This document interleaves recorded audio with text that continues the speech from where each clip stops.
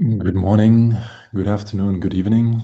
Greetings from TaiyangNews. My name is Michael Schmela. I'm the managing director of TaiyangNews All About Solar. And we would like to welcome you to our Global PV System Technology Trends H1 2026 conference. This event will be held on 2 days, today and in 7 days. On Wednesday, July 15th, will be the second part. And here, what we want to do is traditionally we're doing that a little bit after SNEC Shanghai and Intersolar Europe and Munich have taken place. So the idea is really to bring simply a snapshot on as the tagline says, latest solar and storage product innovations that were on display during the shows. So first of all, thanks to our sponsors, to AIKO, JA, Jinko, Trina Solar, GCL, TCL, Tongwei, Gokin, and Suntech.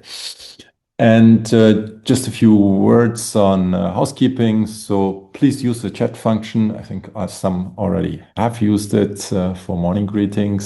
So this is basically our virtual coffee place where you can talk to each other with the speakers and also to us. So please use it to ask questions, to give comments, simply to communicate.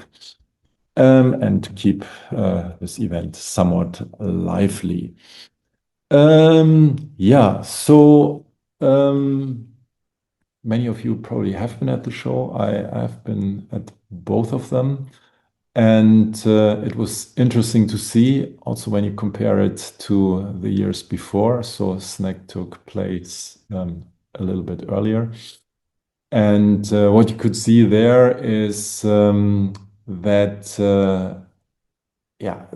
basically the market developments were reflected at the show. Yes, the show was still huge, but you could already see that the Chinese market, which has been growing a lot last year, also due to this changes in market design that created another boom leading to, I don't know, over 100 gigawatt of installations last May, so in May 2025.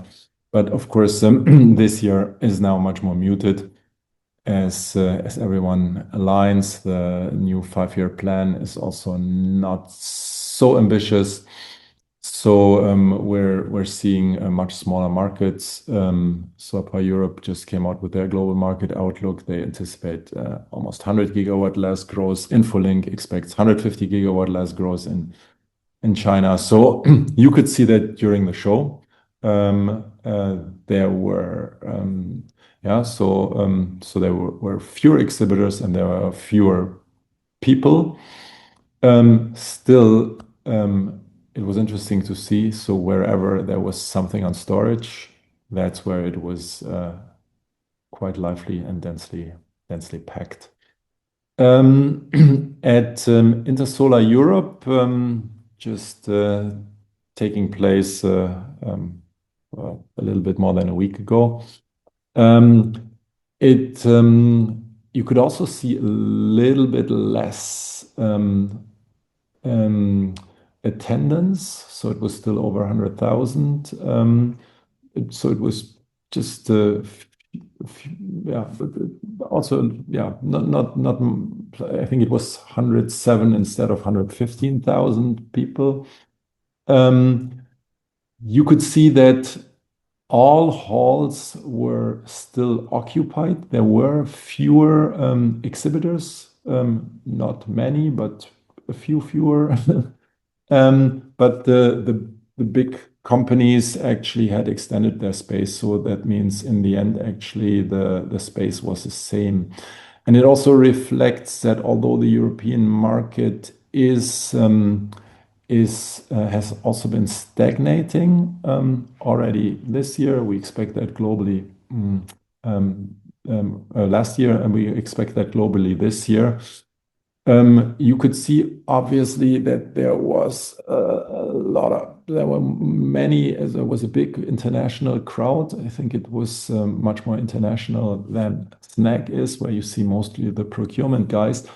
But what you could see also that a lot of Chinese attendees were in and exhibitors were at Intersolar or Smarter E, simply because the European market is at the moment still the most open market in this geopolitical changing environment.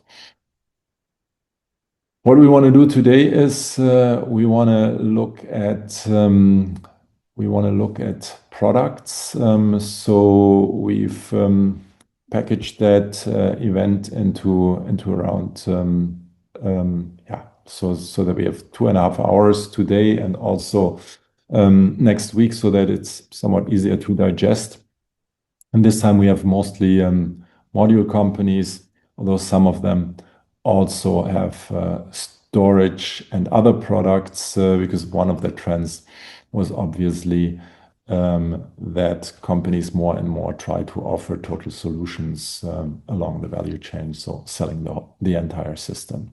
So what we want to do today is that my colleagues, our head of technology, Shravan, will give our view how we looked at the show, what we took away, to provide an overview on the trends that we're seeing. And then we go into the company presentations. We have first Ignacio Espinosa from GCL who will talk about the entire system. Then we have Rojan Malashi from GCL, now moving also into back contact, which was obviously one of a clear trend and one of the highlights in the module segment. We will have Suntech also coming up with a one-stop solution, really including storage. And then we have Gokin, who has been establishing itself next to AIKO and next to AIKO. Sorry, I forgot to mention AIKO in the beginning. So Gokin has been establishing itself next to AIKO and LONGi as a third supplier of BC modules. That will be it for day one. Next week, day two, there we will then also have a panel where we reflect with people from the industry on the 2 days.